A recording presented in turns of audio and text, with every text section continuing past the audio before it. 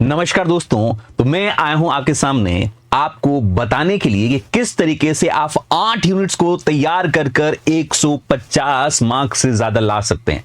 जी हां, आपने सही सुना और आपको ये बात कोई नहीं बताएगा मेरे अलावा। दोस्तों, सबसे पहले आपको पता है इस पेपर के अंदर 3 सेक्शंस होते हैं, पार्ट ए, बी और सी। दोस्तों, अगर आपको 150 मार्क्स लेकर आने हैं तो पार्ट ए में 20 में से आपको 10 क्वेश्चन अटेम्प्ट करने पड़ेंगे, पार्ट बी के अंदर 50 में से 35 क्वेश्चन आपको अटेम्प्ट करने पड़ेंगे और पार्ट सी के अंदर 75 में से 25 क्वेश्चन अटेम्प्ट करने पड़ेंगे। मैं मानता हूं कि सारे के सारे क्वेश्चन सही हो, कोई जरूरी नहीं है 10 में से 8 ही सही हुए, पर आपने 35 सवाल किए, 25 क्वेश्चन सही हुए, 10 क्वेश्चन आपके गलत भी हो गए। यहां 25 क्वेश्चन किए, उसमें से 2 क्वेश्चन आपके गलत भी हो गए। दोस्तों, नेगेटिव मार्किंग करने के बाद भी पार्ट ए के अंदर आपको 15 मार्क्स, पार्ट बी के अंदर 45 मार्क्स और पार्ट सी के अंदर आपको 90 मार्क्स लाने पड़ेंगे। दोस्तों, यकीन मानिए ये आसानी से किया जा सकता है। मैंने और मेरे कई सारे स्टूडेंट्स ने इसको अनगिनत बार किया है।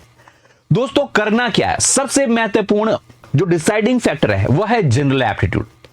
दोस्तों, जनरल एप्टीट्यूड के लिए आपको कुछ ज्यादा करने की आवश्यकता नहीं है। जनरल एप्टीट्यूड की जो मेरे द्वारा लिखित बुक है, इसमें लास्ट 5 साल के जो प्रीवियस ईयर क्वेश्चंस हैं उनको देख लो तो काम बन जाएगा। अगर ये बुक आपके पास नहीं है तो आप आईएफएस के यूट्यूब चैनल, जो जनरल एप्टीट्यूड का चैनल है, वहां के 1 महीने में जो लास्ट लेक्चर्स हुए हैं, जो सीरीज हुई है, उसको देख लोगे तो आपके गारंटेड 10 क्वेश्चन से ज्यादा आएंगे। पर सीरियसली आपको रोज का आधा घंटा यहां पर देना पड़ेगा। दोस्तों, अब बात आती है पार्ट बी और पार्ट सी का, जो कि लाइफ साइंसेस है।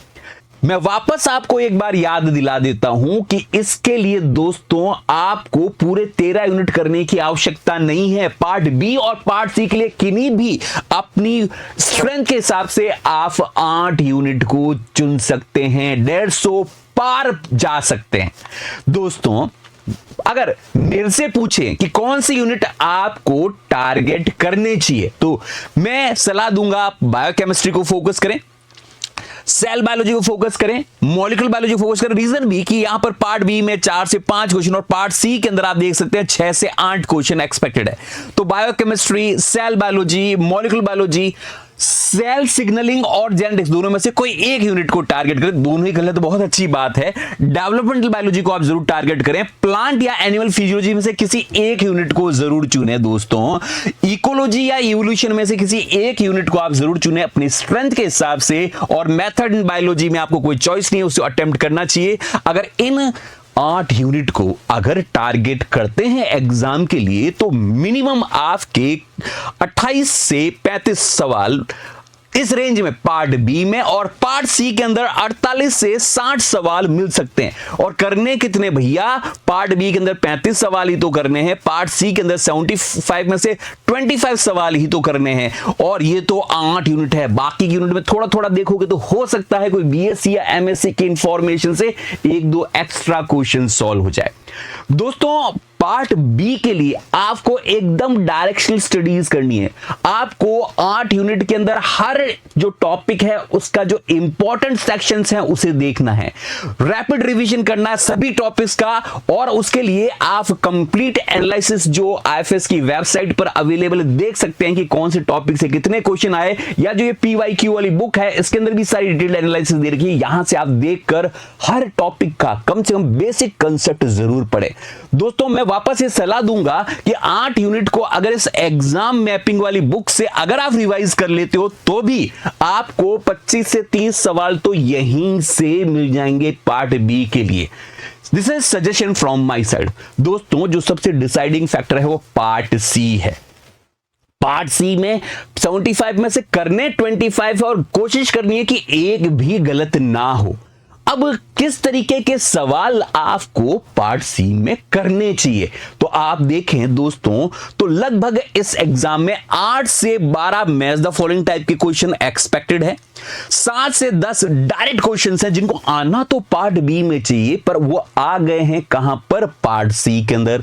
20 से 25 ऐसे सवाल होते हैं जो स्टेटमेंट बेस्ड क्वेश्चन है, और 20 से 25 क्वेश्चन जिसकी वजह से हाहाकार मच जाता है, जी हां, एक्सपेरिमेंटल या अप्लाइड बायोलॉजी के क्वेश्चंस, और 10 से 15 आप न्यूमेरिकल या ग्राफ बेस्ड क्वेश्चंस की बात कर सकते हैं। भैया अगर ध्यान से सोचो तो मैच द फॉलोइंग वाले में आपने 8 सवाल भी कर लिए मिनिमम, तो हमारा काम बन गया। जो आपके पास डायरेक्ट क्वेश्चंस हैं उनमें से मिनिमम 7 भी कर दिए, और 8 और 7 हो गए 15, और दोस्तों 25 के आसपास स्टेटमेंट क्वेश्चन आ गए, उसमें से आपके 10 भी आपने कर लिए, तो 25 सवाल बन गए। आपको इस एक्सपेरिमेंट और अप्लाइड क्वेश्चंस को पढ़ने की आवश्यकता जनरली नहीं पड़ती है अगर आप 8 यूनिट को सिस्टमेटिक ढंग से प्रिपेयर करो तो।